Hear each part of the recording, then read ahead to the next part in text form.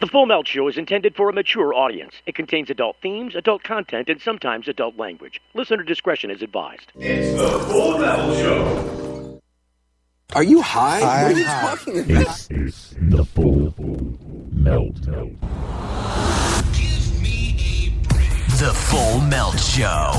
A marijuana discussion about news, culture, politics, and lifestyle. FullMelt.com. Toll free. 844-420-TALK. 844-420-TALK. Okay, the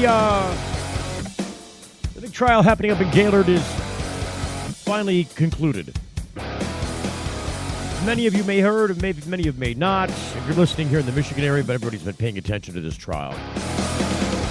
The trial of Alan Witz, bud tender at Gaylord Provisioning,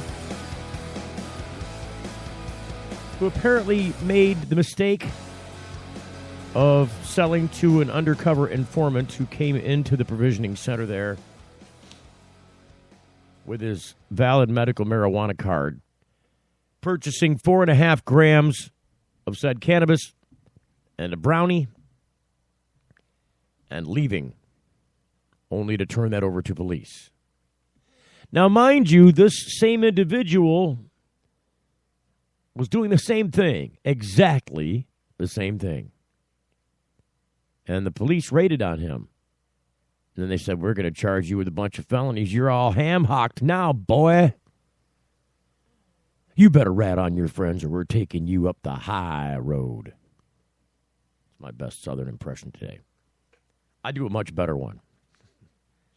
But that's basically what they said. So he did. He rolled on him. He didn't roll on him in the traditional way. I guess it is a traditional way, isn't it? Rolling is rolling. Snitching is snitching. What is the old expression? Snitches meet ditches? I don't know. I think that we'll leave the whole topic of snitches to another day. However, this is what this individual stooped to. This is a person with no, what's the word I want to look for here? Self-respect. This is a person with, what's the word I want to look for here? Cojones, balls, testicular fortitude. This is a person with no, what's the word I'm looking for? Courage. Yeah, courage. That's the word I'm looking for. Who did this to Alan Witt and all the rest of the people who ended up, as far as I understand, all these other people pled out. None of these people are pending trial. The only one who managed to decide to turn down all opportunities for, the same kind of bullshit rolling on people. There's nobody left to roll on anymore, is there? They got them all. So your only thing that you can do now is plead guilty to a lesser offense. Take the plea deal. Don't make us prove it. So the outcome of this trial was as such. So they held the actual hearing on the Section 8 defense issue, which, if it was successful, could have been the entire trial right there. They could have dismissed the charges on the spot. Being unsuccessful of that, Joshua Covert took his case to trial, Alan Witz, and ended up with a one-day trial. It was all day yesterday. At the end of the day, and I think they went long, they left it up to today to come back and do closing arguments. So they rested their cases, both sides, prosecution and defense, yesterday, and then today they came back, as I understand, for closing arguments. Now, in the state of Michigan and everywhere else, as far as I understand, generally the law says that the prosecution in a criminal case, has the final say. Same thing goes with a defense case. If you're bringing a civil case against somebody, you get the last say. So like they get to say they get their closing arguments to the jury, and then you get your closing arguments. Same thing here. You got the prosecutor who gets to take that place. So the prosecutor gets to speak last. They leave the last impression with the jury. Now, there's some interesting things I'd like to. I just don't know if we got time. I don't even know if it's worth the time, but I suppose it could be. To dig into this idea about how this jury pool was presented. Because everything lies in that jury pool, doesn't it? Well, I'll just say this. It's short and sweet. I've been told that the entire jury pool, not the one, because usually there's a jury pool from which they select potential candidates. They'll call a group of people in one by one, examine them. It's what's called voir dire in the legal profession. You get some preemptory challenges, which means I don't have to have a reason to get rid of any particular potential juror. I can just dismiss him with a preemptory challenge. Now, each side has a number of preemptory challenges. They're limited. And then once each side has used up all their preemptory challenges, then it's on to challenge by reason. You have to have a particular reason that you're getting rid of this juror candidate, I suppose. Once I think 12 jurors and several alternates are selected, because you always want alternate jurors in case a juror gets sick or dies or something. Then you've got to have a backup juror who's been listening to all that testimony take your place. So it's generally a panel of 6 to 12 initial jurors, and then however many alternate jurors they see fit to impanel. None of these people will survive the preemptory challenge. Now, the thing that I thought was interesting is that the entire jury pool of some 60-plus people up there in Otsego County was exposed to or knew about a particular advertisement that had been placed in the local paper there by activists, and it was a jury nullification advertisement. And I have not seen the advertisement, but I would imagine it addresses the idea that, the basics of jury nullification. If you don't know what jury nullification is, I'll put it in a nutshell for you. If you're a juror on any case of any type, any place in the country, any state, any jurisdiction, then it's your right as a juror to dismiss all evidence and rule not guilty. All of it. If you think that the underlying law that the crime was charged under isn't a just law, you have the right to stand up and say, I'm not going to convict this person despite the evidence. I don't care what the evidence shows. I'm not convicting this person for that crime. The law is unjust. This should not be a crime. So say, for example, they pass a law that says it's a felony to step on a crack. You break your mother's back on the sidewalk, and somebody steps on a crack and they get sued. They get sued criminally. They get drug into symbol. Hey, you stepped on a crack. You broke your mother's back. We're taking you to court. I guess, it's an unjust law. So if you're a juror and you get the case before you that this guy stepped on a crack, he broke his mother's back, you can say, look, that's a nonsense. He didn't break his mother's back, and you're OCD. Go take your blinders off. I'm voting not guilty. That's what jury nullification is. I'm not going to find this person guilty. It doesn't matter what the law says. It doesn't matter what the evidence shows. I'm not finding them guilty because I don't think that it's a just thing to do. And that's what jury nullification is. So this is what the advertisement was supposed to impart, is this idea that, hey, most people don't know because you're instructed by the judge. You're given instructions many times as a jury. And they may even allude to the idea that you're bound, that you must find somebody guilty or not guilty. They'll even use that terminology in their jury instructions. This is what you may consider. This is what you may not consider. We know that everybody heard this. You must not consider that as a part of your deliberations. Once something's been heard, it's human nature not to unhear it. And especially if you've been told you can't consider it. You're considering it more just by the very fact you've been told you can't consider it. So a lot of times those are grounds for a mistrial. However, jury nullification stands. So it's my understanding that this jury not only, I believe the judge queried the entire panel. Not just the jury that was impaneled, but the entire jury pool. The group of people that have been called for jury duty, but not yet assigned to a case. The entire pool was, as my understanding, this is what my source tells me,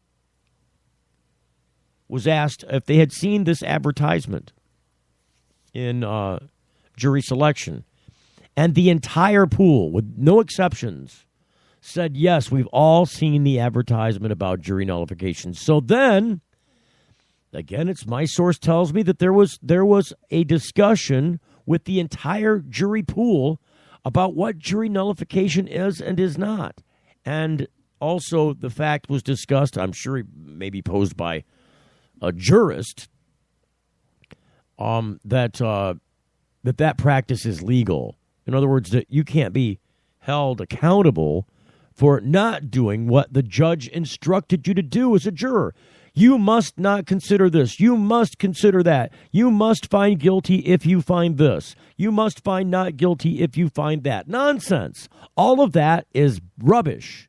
You don't have to do any of that. You can sit and listen and weigh the testimony and decide what you will and vote that way and not let the other jurors try and sway you off that point if you're steadfast in it. So that's what it is. Since all the jurors heard this, I find it highly unusual that the judge had a complete discussion with them about what this was. And that doesn't bode well in our favor because this panel came back with, there were 3 charges.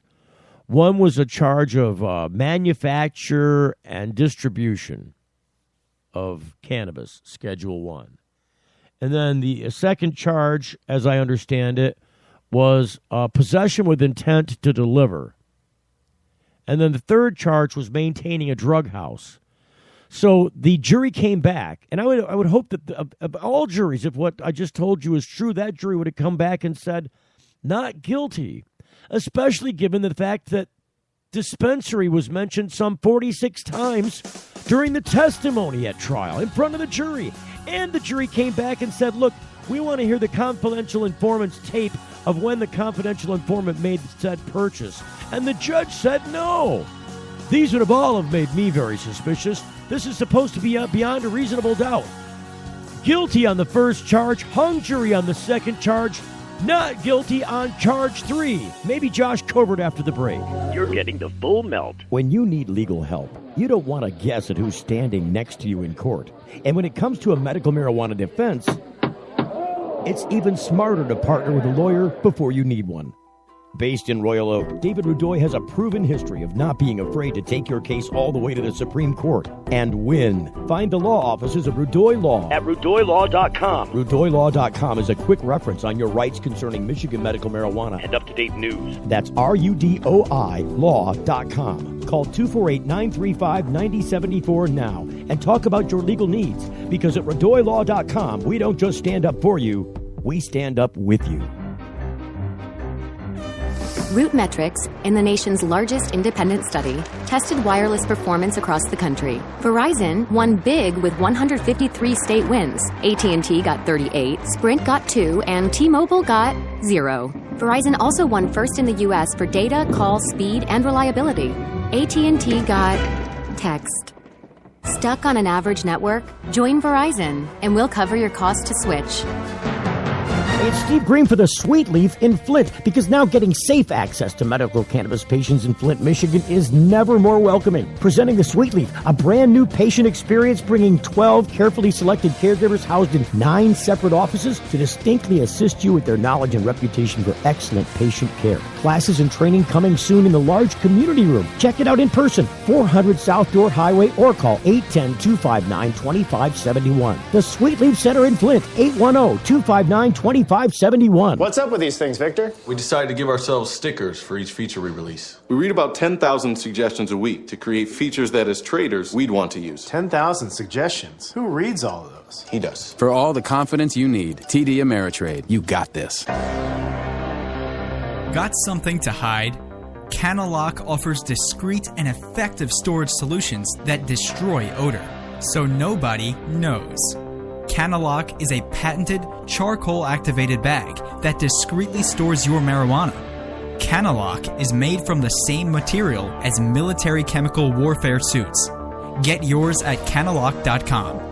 Visit Canalock.com to learn more about no-smell technology. Introducing Sacred Elements, a place for natural and alternative healing for the mind, body, and soul. Sacred Elements. It's one place, all solutions. Registered, licensed, certified, ordained. Sacred Elements. Massage, hypnosis, Reiki. Sacred Elements. Raindrop, aroma and color therapy, body detox, ministry, life coaching, weight and nutrition counseling. Sacred Elements. Next to the Sweet Leaf, 400 South Dorr Highway, Flint. 11 to 7 daily, closed Sunday. Call 810-259-2570. It's the Full Melt Radio Show. I can tell you have the hiccups now. Why I gotta get on the air and I got the hiccups right out of the. It didn't happen until we hit break and I sipped on a little soda pop and then it's giving me that whole hiccup thing going on. Did not get a hold of Josh Covert. In and out with Josh today. It's been a busy time for him. I sure would like to get his view on what happened there. Meanwhile, this breaking news out of northern Michigan. This story from 9and10news.com, which is it's actually 9and10 News up north, which is abc10up.com. A Manistee man is in jail after a marijuana investigation by the Upper Peninsula Substance Enforcement Team, also known as UPSET. UPSET detectives say 37-year-old Jason Gregorash. Good Lord, it's hard to say that with a hiccup in your mouth. Gregorash was arrested after delivering over 15 pounds of marijuana destined for Wisconsin. A search of Gregorash's home revealed an additional 5 pounds of packaged marijuana and 72 marijuana plants. He was arraigned in Schoolcraft County District Court on a charge of delivery of more than 5 but less than 45 kilograms of marijuana. The arrest came after detectives, from UPSET. Oh, boy. I hiccuped and I hit the button on here that made it go away. After detectives from UPSET received credible information from Wisconsin law enforcement agencies describing an elaborate operation in which large quantities of marijuana were being sold and transported to conspirators in Wisconsin. Good Lord. Detectives say the 20 pounds of marijuana seized in this case hold a street value of about $70,000 in Wisconsin. Probably about $35,000 here, if the estimate is correct at all. And it may well not be. Gregorash is scheduled to appear for a preliminary exam in District Court February 8th. Additional arrests are expected, and the investigation remains ongoing. UPSET was assisted by members of the Michigan State Hometown Security Team. It's Michigan State Police Hometown Security Team, which must be something new. I have not heard of them before. Oh, this is going to kill me if I got the hiccups for the rest of the show. I'm going to see if I can't get rid of them by downing a little more soda. Hold on. Oh. Just a little drink.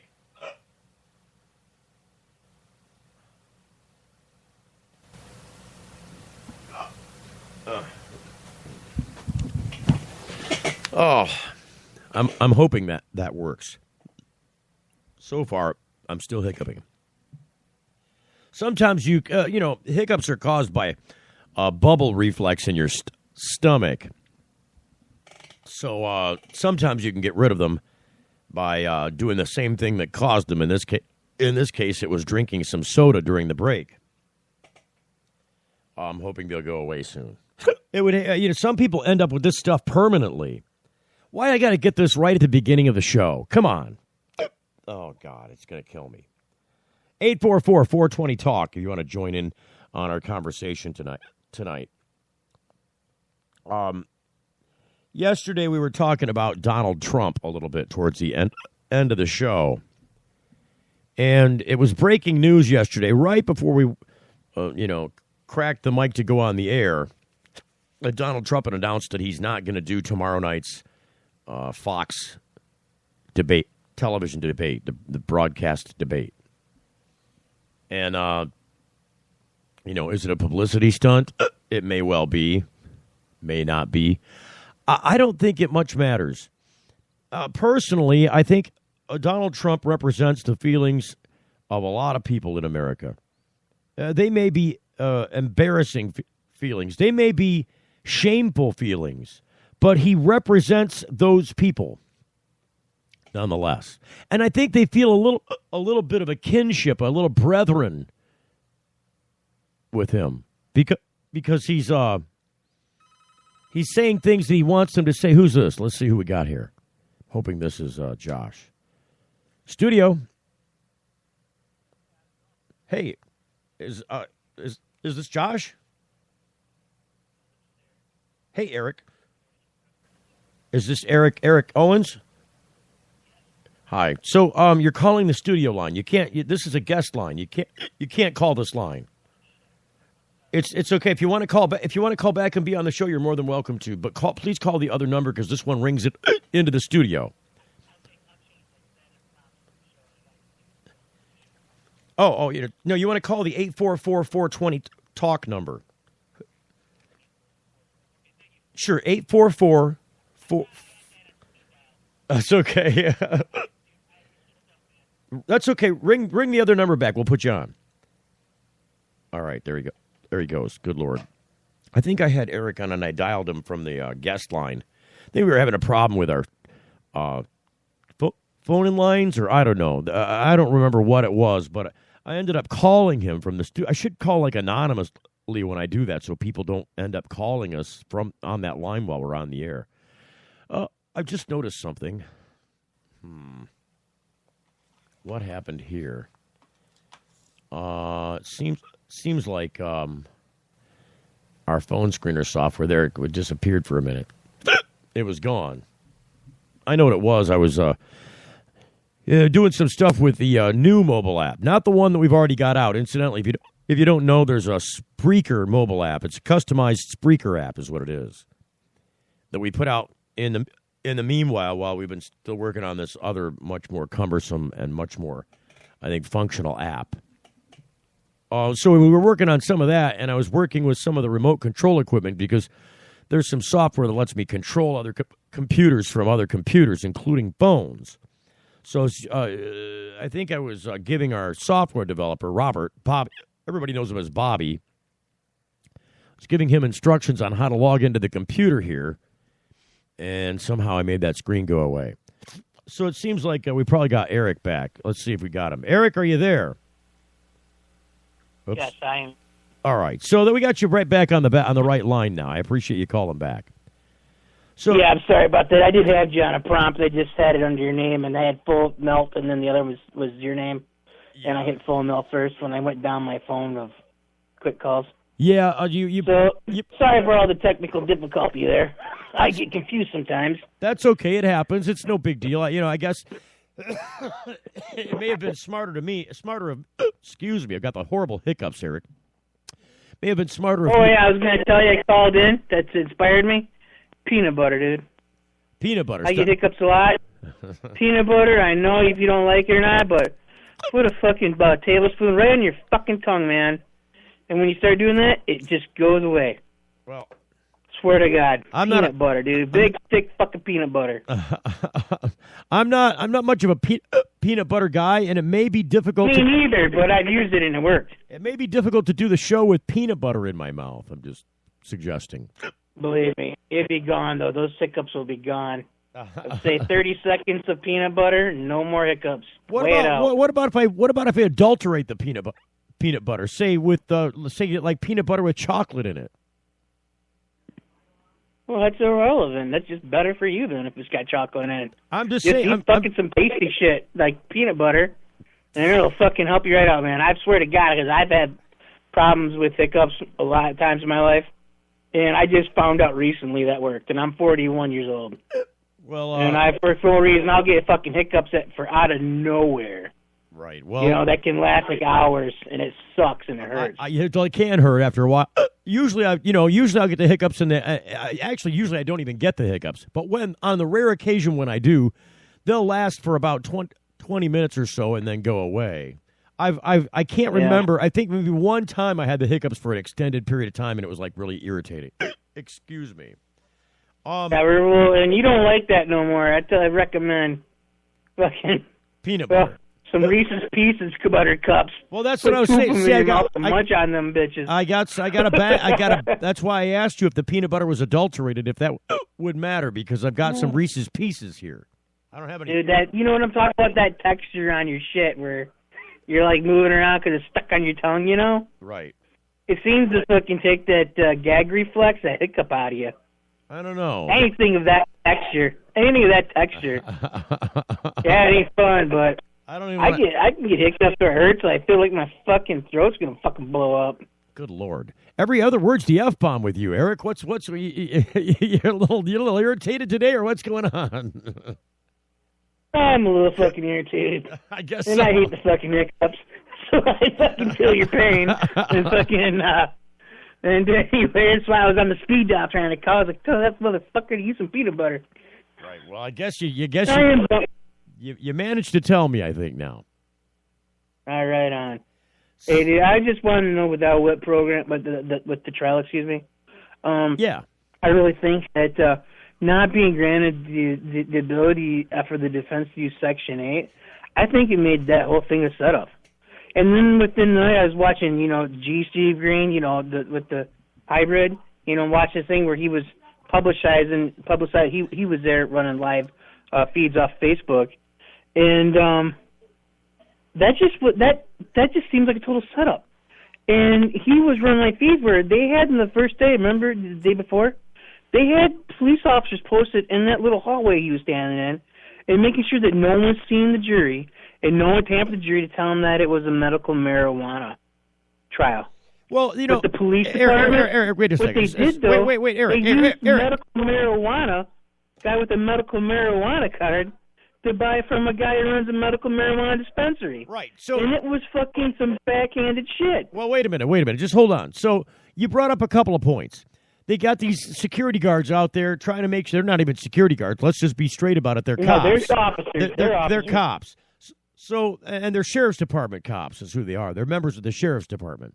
So you're in the Otsego County courthouse, and these sheriff's deputies are tasked with the duty of spending taxpayer money to prevent anybody from telling the jury that this is a medical marijuana trial. Yet when they go to trial, say the words dispensary 46 times and then turn around and discuss the purchase which was made at Gaylord Provisioning Center from a bud tender.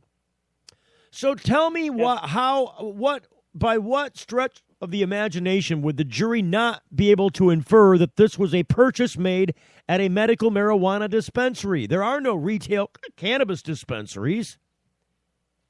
They're all medical marijuana. Club 45. No, that's not a retail. That's not a retail cannabis facility. That's a medical marijuana dispensary. Exactly. Yes, that's correct. So my point is with those three charges, that was on there. He had it posted live on the Facebook feed, and G. Steve, we just want to call him G. Steve, not to confuse anyone else, because you guys' names are similar. Right. Al came out and he said the jury asked if he was a caregiver or a licensed caregiver or a licensed medical marijuana patient, and they wanted that. But the judge said they weren't supposed to tell the jury that about the case that he owns Cloud 45, and that they set him up with the controlled buy for the 4.5 grams of marijuana and that brownie, and they weren't allowed to do that. But the jury knew enough to know that, And then Al wasn't allowed. He said I couldn't answer. I had to look at Mr. Covert. He said, well, I'm not supposed to answer it, I guess, because the judge said strict orders. No one's supposed to say that there's medical marijuana about this case. This is going to be done straight up as I'm a regular street dealer. Well, that's what I'm saying. I mean, it seems like the court's talking out of both sides of its ass. Dude, See what I did there? Their side. It's called a fucking, it's a setup, man. It's what's Well, no. It's not. Look. In the He first was minute. fucking, you know. Wait, Eric. Let's just be again straight about this. All of these, every single one of these busts that go on around medical marijuana dispensaries were all setups. They're all setups. It's not like, I mean, in order for the police to have enough evidence to bring to the prosecutor to charge you with, they've got to establish it, and so that's where the setup exists. They're all setups. So there's nothing new about this setup. The thing that's weird about this thing is that the jury pool was all aware of what jury nullification is. And, you know, I think prosecutors all over the state should pay attention to this case because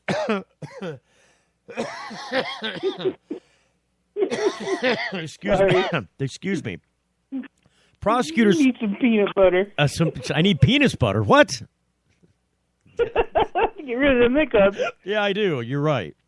So you know, I could walk away from it. I'm sorry.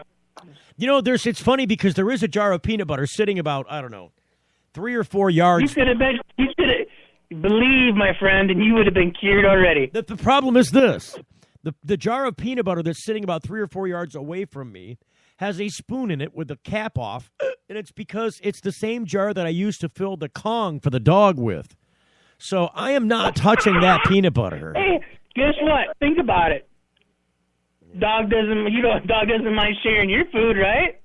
Well, yeah. Well, it's your dog. Yeah, but you can share his food too. No, you don't care. He loves you. That doesn't work. He ain't gonna get mad at you. That does not work in both directions, Eric. Just saying. Yeah, man, he loves you. He's your dog. So now this what I think what's also weird about this entire thing, Eric, is the idea that the jury came back. And so first off, that's not the story that I heard. The story that I heard about the jury coming back, and maybe they're both true, maybe one's true, I don't know. But you just told me that the jury came back and said, we want to know if this guy's if he's got a card, basically. And the judge... Al said to G. Green, to Steve, he said that they asked if I was a medical marijuana card holder or a medical caregiver. Okay, I get that, but the version of the story... Hey, we're going off to break, so you can't rattle off behind me. I'm short on time. Listen, in fact, now I'm completely short on time. Hang on for a second, Eric. We'll finish up this conversation after the break. You're listening to The Full Melt Show. Stand by.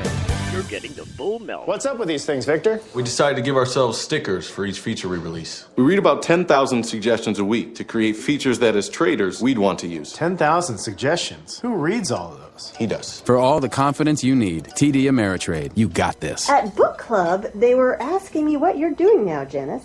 Blogging. Your blog is just pictures of you in a mirror. It's called a fashion blog, Todd. Well, I've been helping people save money with Progressive's discounts. Flo, can you get Janice a job? You should have stuck to softball. I was so much better at softball than Janice did. Where's your wife, Todd?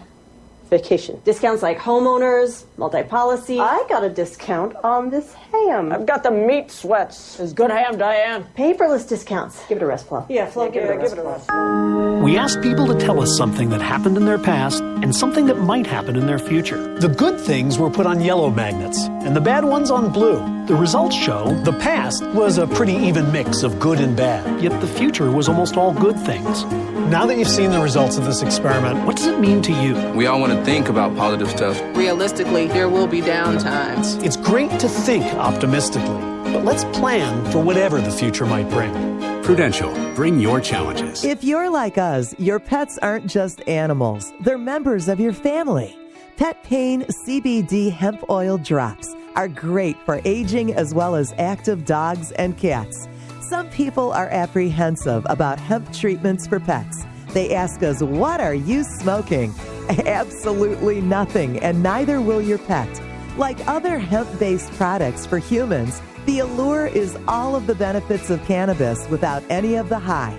The CBD oil has shown to rejuvenate the bones, joints, brain, stomach, eyes, and heart. And the drops contain absolutely no corn, wheat, soy, artificial colors and flavors, or preservatives.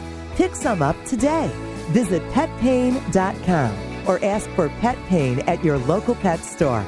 Petpain.com. CBD relief for your pet. It's the Full Melt Radio Show. Radio Show.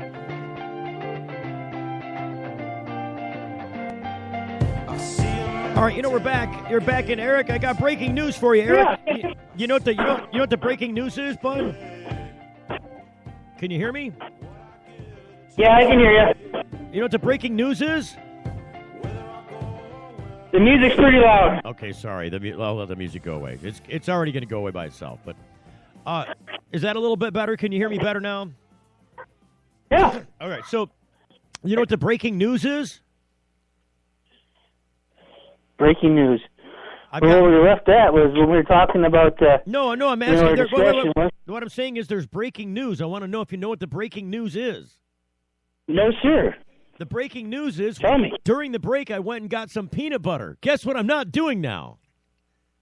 Fucking hiccups, brother. I told you. That's why I called on the way from North Dakota. Who loves you, baby? Me. I'm out here. I'm calling back home. I got a little old dog slobber on my face now, but it's okay. Hey, you know what? The dog loves you too. No, I got some fresh peanut butter. Oh, that's fucking great, man. That's fucking great. So we were talking about the jury, and so what I thought was really strange about this is that this jury, of all juries, should have come back with a not guilty verdict. Because here's the deal. The part that I didn't get a chance before the music picked up, Eric, that I didn't get a chance to talk about was the idea that the version of the story that I heard wasn't. So I know that at some point they called Alan back into the jury wanted to ask him correct questions directly, didn't they? That's what he said, yeah. Okay, so that live Facebook feed that Steve puts on there. Yeah. And that's what I watched live, yeah. Well, and he didn't know how to answer it because of the strict the day before. Well, wait a minute. Whoa. Oh, you're killing me. You're killing me, dude. It's, it might be that I don't know, maybe I'm turned up too loud or vice versa. There's something that's you can't hear me when you're talking and I'm trying to say something to you. You can't hear me.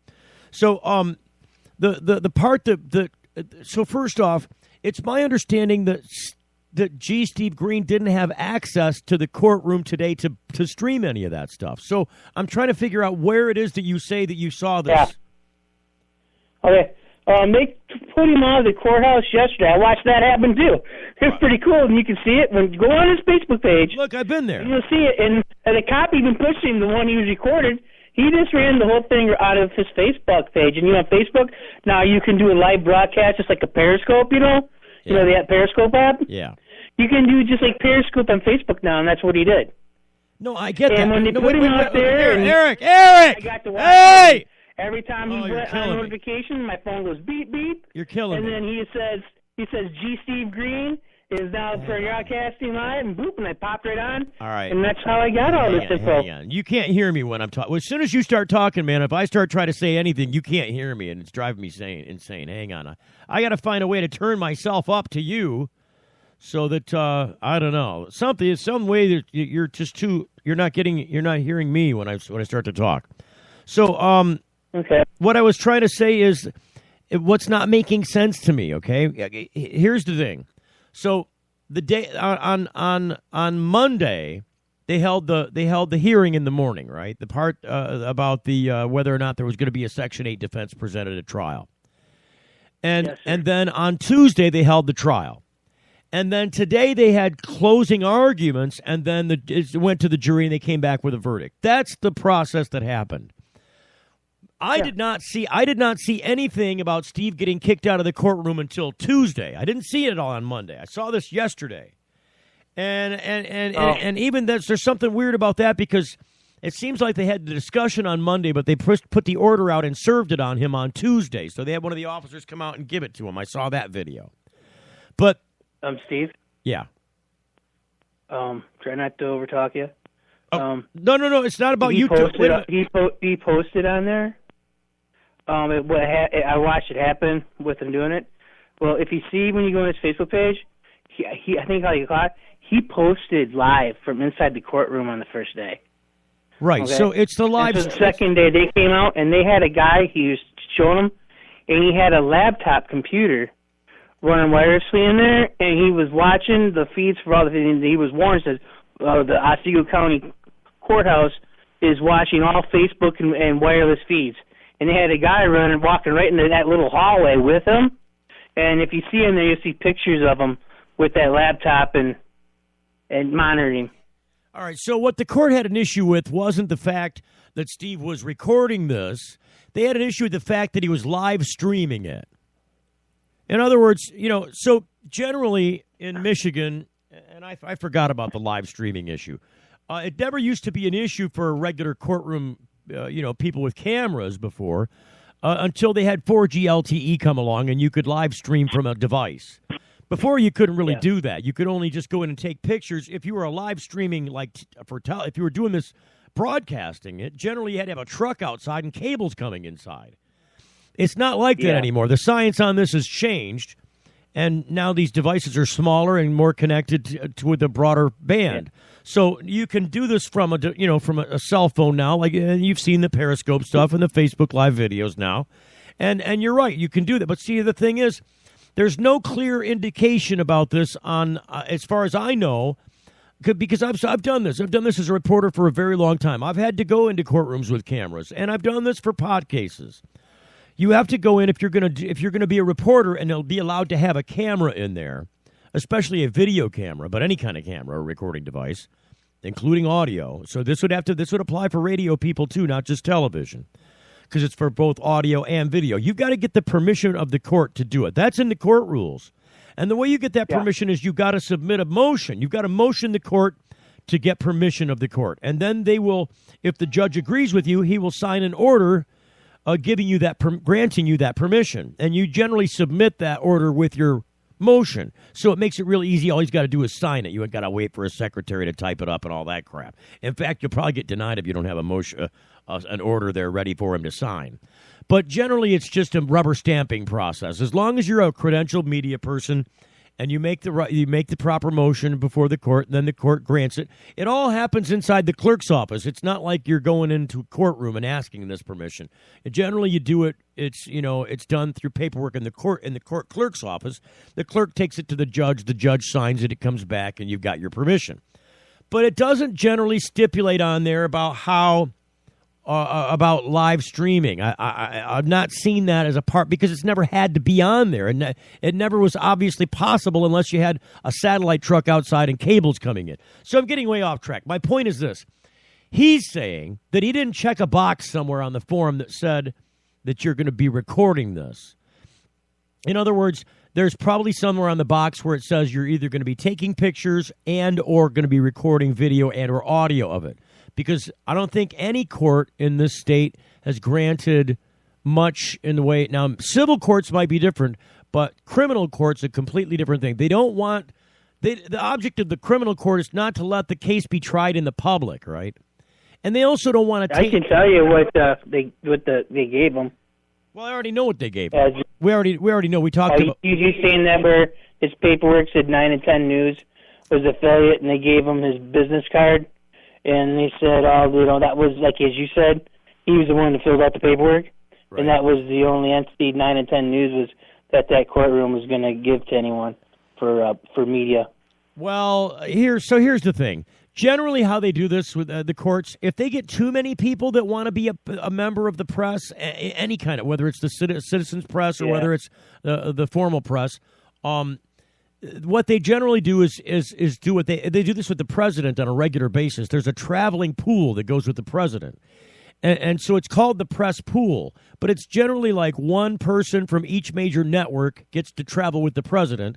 And then everybody else that's going to report about the president gets all of their audio and video and all that stuff directly from those people, from the pool. Yeah. So there's a pool, what they call a pool reporter. And that's where you get all that stuff from. And that's how the courts would do the same thing. They would have a pool reporter in there.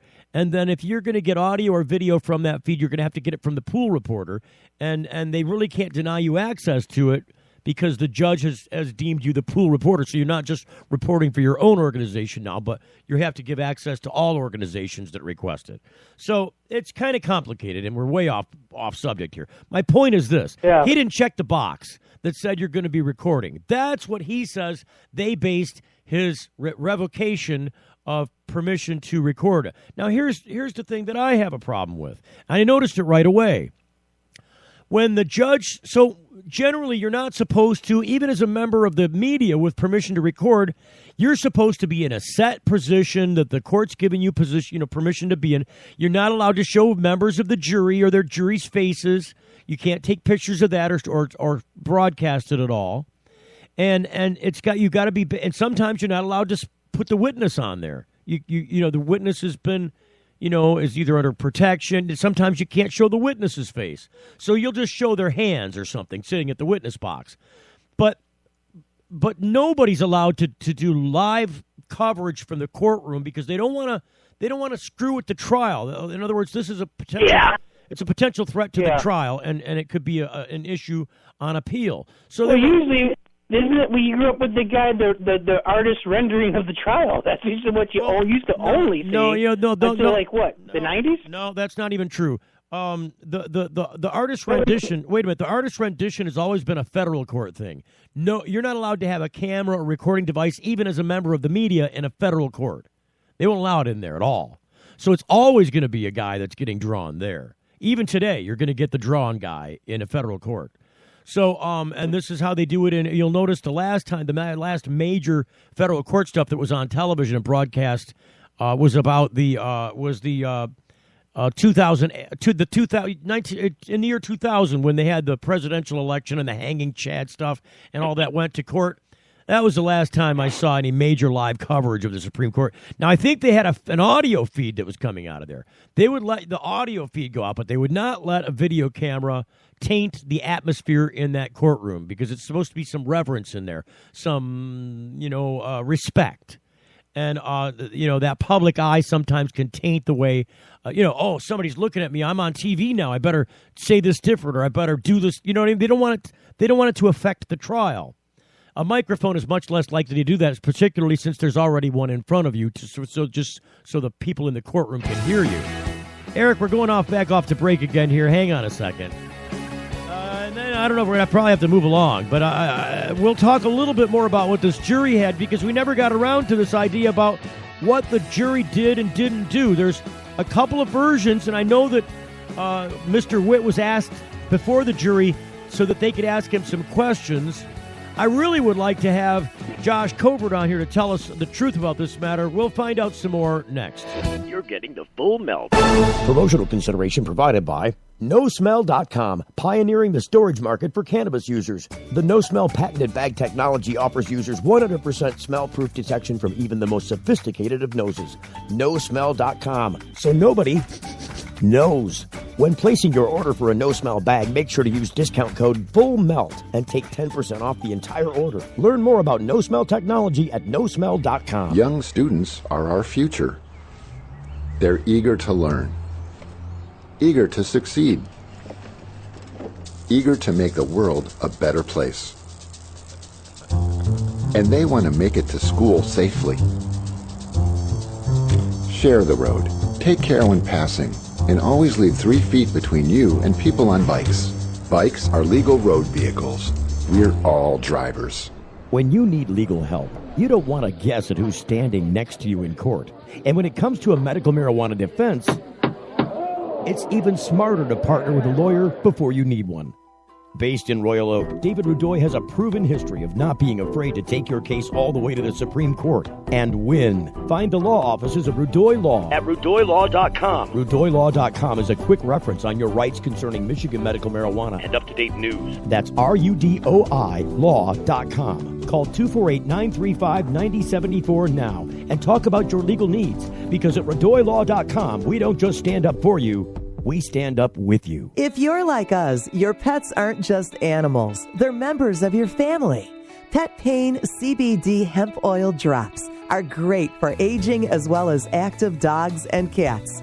Some people are apprehensive about hemp treatments for pets. They ask us, what are you smoking? Absolutely nothing, and neither will your pet. Like other hemp-based products for humans, the allure is all of the benefits of cannabis without any of the high.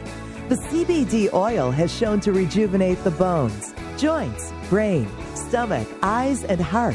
And the drops contain absolutely no corn, wheat, soy, artificial colors and flavors, or preservatives. Pick some up today. Visit petpain.com or ask for Pet Pain at your local pet store. Petpain.com. CBD relief for your pets. Hey, it's Steve Green for the Sweet Leaf in Flint, because now getting safe access to medical cannabis patients in Flint, Michigan is never more welcoming. Presenting the Sweet Leaf, a brand new patient experience, bringing 12 carefully selected caregivers housed in 9 separate offices to distinctly assist you with their knowledge and reputation for excellent patient care. Classes and training coming soon in the large community room. Check it out in person, 400 South Dorr Highway, or call 810-259-2571. The Sweet Leaf Center in Flint, 810-259-2571. It's the Full Melt Radio Show. Man, we're still running out of time already here. It looks like he's gone. I lost him. Damn it. That's okay. That's all right. Call us back if you can. Missed out on Eric there. Eric's I think Eric was getting upset because he didn't get a chance to talk very much. But I think the thing that stuck in my craw. And by the way, thanks for the tip, Eric, on how to get rid of hiccups, because I have a feeling I'd still be hiccuping now if it wasn't for that peanut butter trick. Look, I during that break, not this past break, but the one before that, I went and I got a finger full of peanut butter, just enough to cover the tip of my finger, in a brand new jar, and just put it on my tongue and just ate it. And it disappeared. I think here's Eric again. Are you there again, Eric? Yeah, right on, man. I'm here. Sorry, dude. We must have lost you during the break. So, I couldn't hear. Yeah, okay. That's okay. Can you hear me now? Is it better now? Everything's great. Okay. So, I was just thanking you again for the peanut butter trick, because that was pretty badass. I mean, I did not honestly think that it was going to work. But given the odds, I mean, what did I have to lose? I mean, nothing, really. It was either I had a taste of peanut butter in my mouth and I was still hiccuping, but it didn't work that way. I'm telling you, I didn't have a single hiccup the moment I put that peanut butter in my mouth. Not one. I know. You know how your tongue, you're like, what the fuck's this thing on my tongue? And it, for some reason, makes that whole gag fucking reflex stop. Excuse my French, but you got a sailor's mouth there, Eric. That's okay. I don't care. It doesn't bother me. Although sometimes I wince. I'm like, whoa, whoa, whoa, like ducking the F-bombs. But so the thing that bothers, I never get this point out, so I'm going to get it out now. The jury comes back. Out of any jury that should have come back with a not guilty verdict, because in my opinion, and here's what I didn't say before, the judge, the version of this that I heard at some point was that the jury had asked the judge to listen to the tape that was made of the confidential informant's purchase. So, oh really? Yeah, and that the judge denied them that opportunity. Said no. And I was also told that tape was inaudible anyways. But I don't think the judge explained that to them, that the tape was inaudible. I think he just told them that, no, we're not going to play that for you. And so here's the thing. The prosecution's job, his only job in that courtroom, is to prove beyond a reasonable doubt the charges at hand, the ones that have been levied against the defendant. And part of being beyond a reasonable doubt is letting the jury have some information to work with. If the jury comes back to the judge and says, I want to listen to that tape, and the judge says no, hasn't the judge right there, in and of that no, caused the jury to have room for doubt? Why? What would be the purpose, besides the fact that the thing was inaudible, for the judge to deny the ability to listen to that tape? What are you hiding is what I want to know. What are you not letting us know before we come back with a verdict? That'd be the first thing in my head. And people are pretty bright. I mean, I'm not the only guy that can sniff this out. If you tell me that I can't hear the tape, and I'm asking you because I'm a jurist, I'm supposed to decide this person's fate, and it's a felony, and you won't let me hear what I need to hear in order to make my decision is already not guilty because you've created doubt in my mind. I can't even hold it to the standard of the legal standard, which is beyond a reasonable doubt. You just created some. So that's the first thing. I don't know if that count is true or not. I think it came from the same sources, but, different second parties. I wasn't there, so all I can do is speculate and listen to other people that were there. I assume you were not there as well either, Eric, because you said you watched this all by tape. But here's or by on video. But so here's the thing. When these guys came back with their verdict, they came back with a guilty on the manufacture and distribution, which is basically the sale of that marijuana to the undercover informant. And the second one was possession with intent to deliver. That was a hung jury on that charge. And then the third charge was maintaining a drug house. And they came back with a not guilty on that one. So that's 3 different variances of the same stuff. I mean, usually you get all or none. Why they would come back with 3 different versions, a hung jury, a not guilty, and a guilty on similar charges all wrapped around the same events is beyond me. I don't know how the jury arrived at this. I don't. And I would say, as far as grounds for appeal, that I don't know enough about it. I don't know. It seems like the only thing you can bring on appeal is an obvious error or a mistake, and you can only bring up things that were actually brought up at trial. If you manage not to bring it up at trial, you can't bring it up after trial. So they would have to have the opportunity for appeal preserved at trial, which is usually an objection. So you would have to lodge an objection with the court to the fact that this is not how this is supposed to go. Objection, Your Honor. And then you'd cite the reason for your objection. And then if the judge says, no, it's overruled, and in fact it should have been sustained, see, that's grounds for appeal. And that's what an appellate court would decide. No, he shouldn't have overruled you. He should have sustained your objection and moved forward that way. This is what's tricky about this appeal situation. But the only, I think, and I don't, again, I don't know. But the part that I would be interested in appealing would be this part about the Section 8 defense, especially given that the jury had so much information about this being a medical marijuana trial in the first place. So anyway, I'm off my high horse, Eric. Did you have something else you wanted to? You're like, God, I call in and all he does is talk. Woo! You all right? I feel good. Like say out here. When you've been riding long and hot. I feel better now. You all right? I'm good. You've been riding hot. I'm coming in hot. Cowboy. I am coming in hot. Who's HD? Right on. I don't know who HD is. Hang on a second. Well, hopefully it's a lawyer, because that would be very convenient for the show. Who's calling, please? Miss Brown, bear with me, please. Stand by 1 moment. So, just let me see here. Miss Brown, if you could hold on for 1 minute. We're on the air at the moment. Can you call me back in about 5 minutes? Would that be okay? I will be here. Thank you. All right, bye-bye. So, sorry about that, Steve. I'm sorry, Erica. There was a third-party call that came in. Somebody's coming. I heard it, yeah. Somebody's coming to pick me up. Hope she wasn't a lawyer. No, she's not a lawyer. She's actually a nurse. We really need a lawyer on this show right now. That's why I was calling in about the questions I had about denying that Section 8. That's why I thought the whole thing was a setup. I mean, when they used you've seen the pictures, they've been posting this guy who snitched him out, the 63-year-old guy from Detroit, and his picture and what he did, and don't sell this guy, don't be this guy. They used him. He had a medical marijuana card. The reason he got in trouble was I read that he was busted for selling tobacco without a tax. He was smuggling cigarettes or something. That's how he got pinched. And then somehow they turned over up north there. Well, let's go after these medical marijuana guys. So wait a minute. Wait. You're saying that this confidential informant was from the Detroit area. He wasn't from up there at all, and that he was from a completely different department. And part of what they did to get him to not have to pay for his selling cigarettes without a license for the tax was to get. That's what I heard. Yes, I read. Yes.